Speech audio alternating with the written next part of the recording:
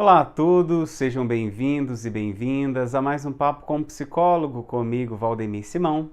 O nosso tema de hoje é sobre dependência emocional, um tema muito comum presente na vida de muitos de nós, que é necessário a gente falar um pouco a respeito para entender como isso se constitui, que impactos isso tem na vida da gente e ajudar também a pensar o que pode ser feito para fugir um pouco dos relacionamentos, dos tipos de vínculos que causam em nós uma certa dependência, que causam em nós uma necessidade e até mesmo um aprisionamento nas relações que a gente tem com as pessoas.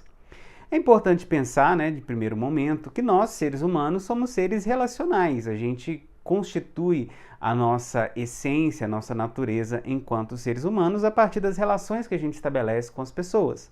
E essas relações, elas começam desde o início da nossa vida, desde a infância, e à medida que a gente se desenvolve, a partir das relações que a gente constitui, a gente constrói o nosso modelo emocional, a forma como a gente se vincula às pessoas, a forma como a gente cria os laços, como a gente se apresenta, como a gente recebe também o afeto que o outro nos dá e até mesmo a ausência desse afeto.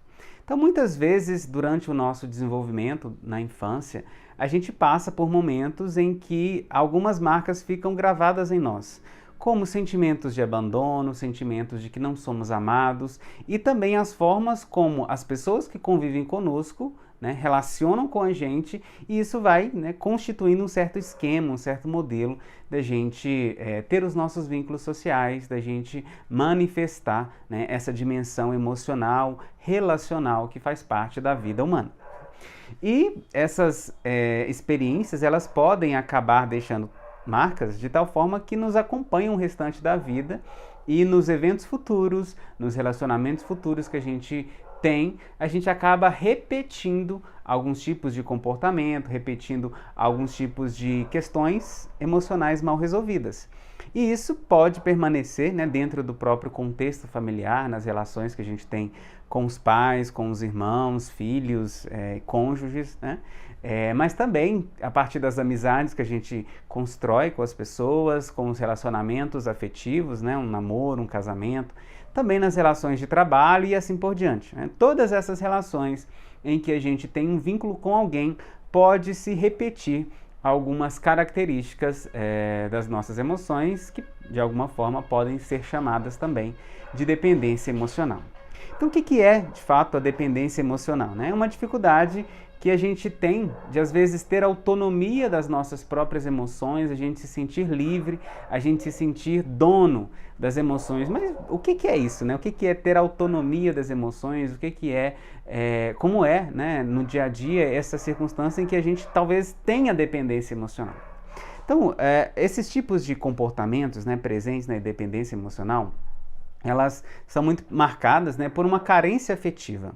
Pessoa que sente a necessidade de ser amada, de ser reconhecida, de ter alguém ali que valorize-a, que dá algum tipo de reconhecimento, de reforçador, Então a pessoa se sente muito carente, às vezes muito sozinha, muito solitária, muito necessitada de ter alguém ao redor dela, de ter alguém que a valorize, que a reconheça, que dê algum lugar para ela dentro de um universo de valor, de reconhecimento, de amor também. E, às vezes, um comportamento muito comum é a cobrança de atenção. Então, observe na sua vida, observe nas pessoas que estão ao seu redor.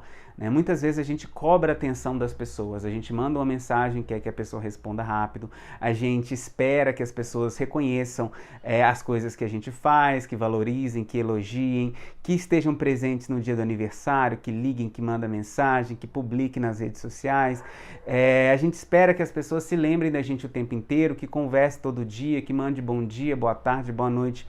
Isso é, dentre outras características, uma carência emocional muito grande, muito acentuada, que às vezes a pessoa se sente tão angustiada que ela só se sente minimamente bem quando alguém vai suprir esse tipo de carência.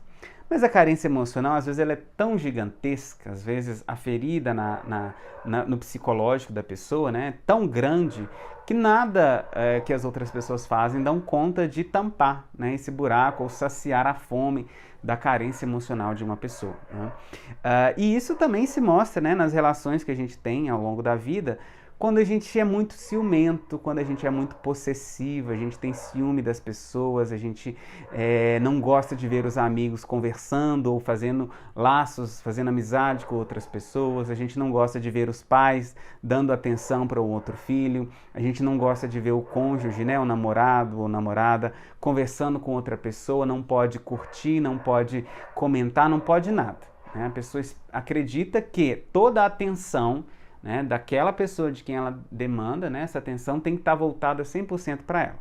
Então, um ciúme muito presente, uma possessividade, uma vontade de controlar, isso pode criar consequências tão descontroladas em que o ciúme pode destruir a vida das pessoas. E a gente vê, infelizmente, né, ainda mais no nosso país, tantos casos de relacionamentos que terminam com violência, com assassinato e coisas do gênero por causa do ciúme que as pessoas têm, né?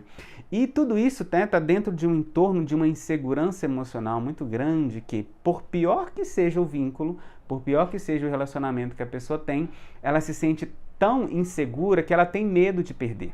Né? Existem algumas expressões um pouco problemáticas, né, que as pessoas utilizam no dia a dia, como a expressão, e aqui eu já vou dizer, mostrando que ela é uma expressão problemática, como mulher de malandro ou coisas assim. Né? Tem vários problemas nesse tipo de pensamento, mas às vezes, né, esse tipo de característica denota uma insegurança emocional. Né? A pessoa construiu um tipo de vínculo, às vezes um vínculo baseado na violência, um vínculo baseado em algum tipo de maltrato, né? Em que a pessoa não consegue se ver fora desse esquema. Por mais que a pessoa faça ali um mal muito grande, ela sente medo, sente mal na possibilidade dessa pessoa ir embora e a abandonar. Né? Outras características muito presentes nas pessoas que têm a dependência afetiva, né, dependência emocional, é o medo de dar uma opinião diferente da opinião da pessoa, o medo de discordar e o medo constante de que você pareça ter algo que a pessoa vai se sentir incomodada. Né?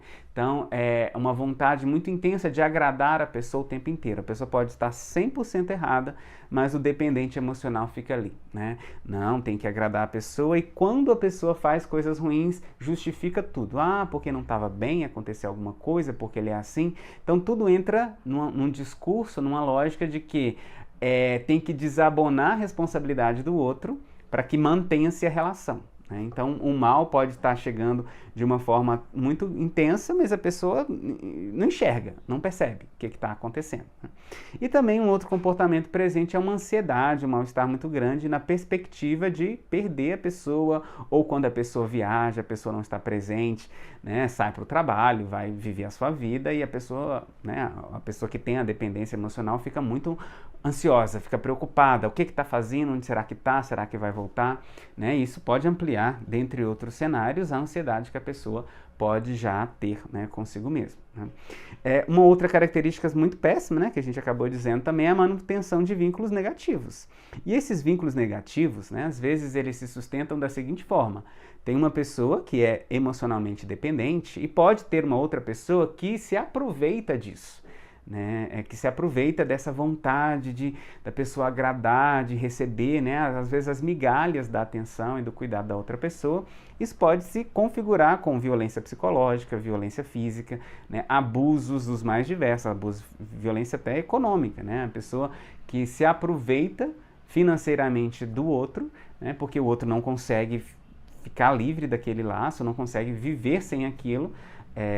E a pessoa que está dando, né, atenção para o dependente emocional se aproveita, né, tira vantagem em todas essas coisas, tira um proveito.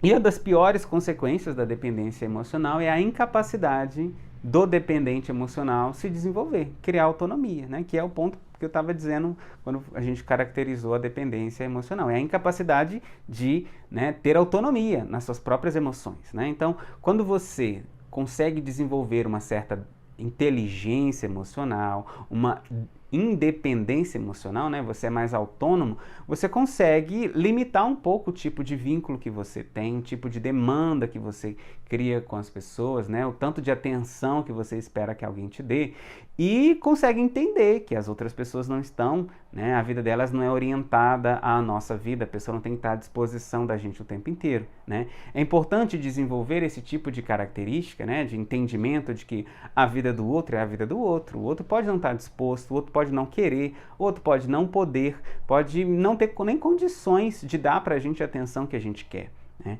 Então é importante a gente conhecer, e em especial quando a gente consegue fazer um processo de terapia ou analisar bem a própria vida, identificar, né, as várias situações que às vezes lá de trás, na infância, na relação com o pai, a mãe, os irmãos, a gente foi criando um tipo de experiência afetiva negativa, né, às vezes problemática, que vai acompanhando a gente ao redor do tempo, ao longo da vida, né, e que culmina nesses momentos. Então identificar, né, o que aconteceu, como que a gente se coloca no ambiente familiar, como que os nossos comportamentos se repetem nos relacionamentos que a gente tem, nas amizades, né, nas relações de trabalho também, para que a gente observe, olha, eu fico demandando muita atenção, eu quero ser reconhecido, né, e hoje as redes sociais, elas acabam, né, trazendo uma consequência ainda mais negativa. Porque a gente posta foto, a gente espera que as pessoas vejam, que as pessoas curtam, comentem, né? As pessoas interagem, as pessoas valorizem, né? Então a curtida hoje, o like, ele alimenta esse tipo de dependência. Perceba, às vezes aconteceu com você uma vez ou outra, né? O dia que você não está bem, um dia que você está meio para baixo, posta uma foto. Né? Vamos ver o que o outro vai me dar, que atenção que eu vou receber pela foto que eu posto. Né? Só que isso pode se repetir e alimentar um processo, né? Um complexo de dependência emocional que, se a gente não faz nada com ele, ele só amplia. E às vezes isso pode trazer, né, consequências muito ruins, em que a outra pessoa perde a paciência, vai embora e a gente fica aí, né, dependendo, vazio, com cada vez um buraco existencial ainda maior e um mal-estar muito grande. Então espero, né, que isso ajude você um pouco a pensar como que você estabelece os seus vínculos, como é que é a sua relação com as amizades, né? Às vezes as amizades elas são um celeiro de dependência emocional, como que a gente cobra demais a atenção do outro, né? E que você se cuide também, né? Ajudar as pessoas ao seu redor, ajudar você a ter mais liberdade, a ter mais autonomia, né? Para ajudar a gente também a ter saúde mental. Agradeço você, espero no próximo papo, um abraço e até mais.